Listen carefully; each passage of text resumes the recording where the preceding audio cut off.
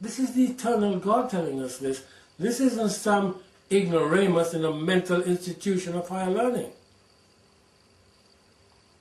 It is great, though we cannot easily identify Babylon. It is enormous. It reaches around the world. That's where its tentacles go. She's not barren, and by that I mean a single entity, but rather she has harlot daughters who are similar to herself in their practices and beliefs, though they might not even know it. You know, most churches keep Sunday. The Roman Catholic Church tells you it is their mark. Easter is their mark. Christmas is their mark. They tell you, check their doctrine out, and they will tell you so. So the churches are telling us, oh, we have nothing to do with Rome, but they're keeping the same festivals that Rome has decreed. They need to do their homework. And finally she said to be the mother of all the abominations of the earth. Well, is the United States a mystery? Hardly. It is an arrogant nation which uses its military might to force others to do what Babylon commands her to do. The US and Britain are major military tools of Babylon, though not actually Babylon. President Bush Jr. said that he was a war president. Now he's saying he wants to be remembered, not that way, in a different manner. But he said it. So what does he expect? But what I'm telling you this so we can understand the mindset of a confused leadership. He said that the war was won years ago. However, many people, in their hundreds and thousands, are continuing to die. It is no mystery. It is not hidden. It is not a secret that the war in Iraq was based on lies. Everyone knows that. Millions of Iraqis and thousands of US troops are needlessly killed and injured. But that is not what we are told Babylon does. But rather, that is what we are told Babylon does. She kills. And this qualifies as an abomination. When you go around killing everybody, including your own, I hasten to add, depleted uranium kills friends and enemies just the same. It is no mystery, and neither is it hidden, that millions of Christians support President Bush. So that verse tells us, if there is an abomination on the earth, the source is Babylon. The USA is quickly running to destruction, it is true, but it is a very young country, not even 250 years old. You know, right now they're passing legislation to share all the secret information that the European Union has with the Americans. Between you and I, that's a smokescreen. They already do it. You know, consider Babylon's war machine. Britain has just taken delivery of its new Eurofighter, a very efficient killing machine, which can drop those same depleted uranium bombs that I spoke about just now. Whether they drop them accurately or not doesn't really matter.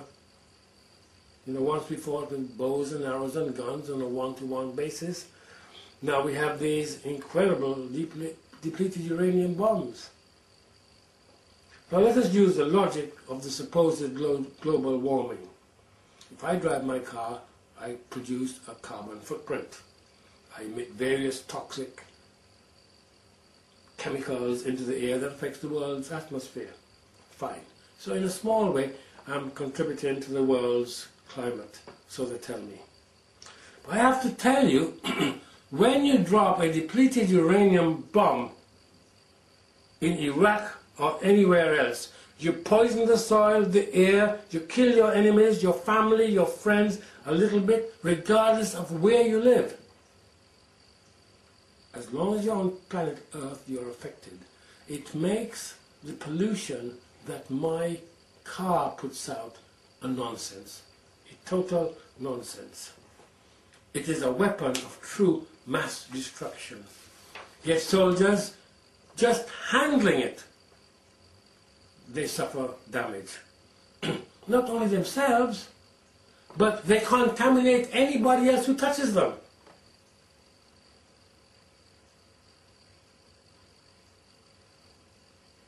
An incredible killing machine. Why am I telling you that?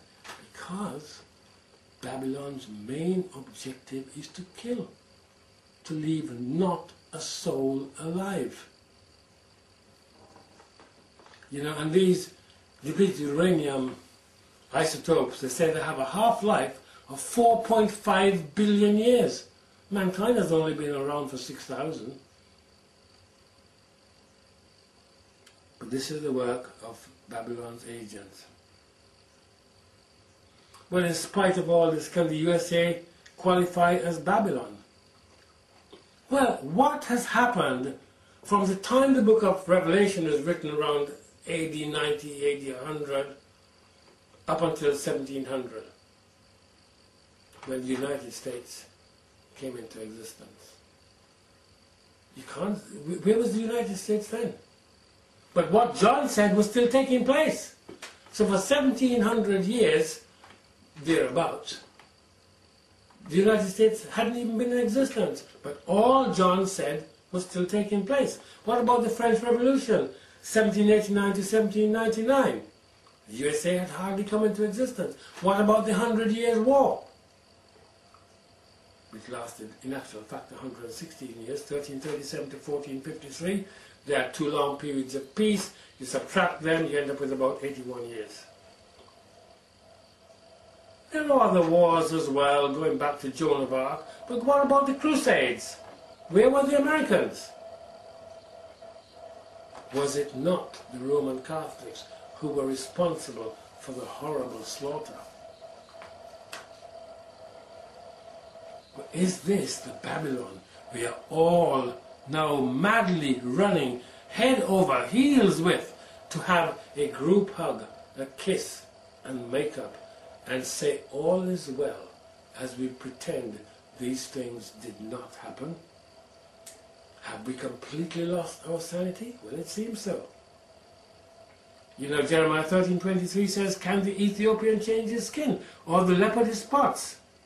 Then may ye also do good that are accustomed to do evil." You know, the Catholic Church gives you absolution for sins before you make them. So they can have the wars in Northern Ireland and all over the place, send out their troops and tell them, you know, you are forgiven before they do anything. There's this thing of indulgences. It's like a banking system, a credit. You do so much, you get some credits. Then you do an evil, you knock it off. So it's a running bank account. So you get credits. So evil is the system. What's the point of Christ dying for us when we have an accounting system to deal with it already?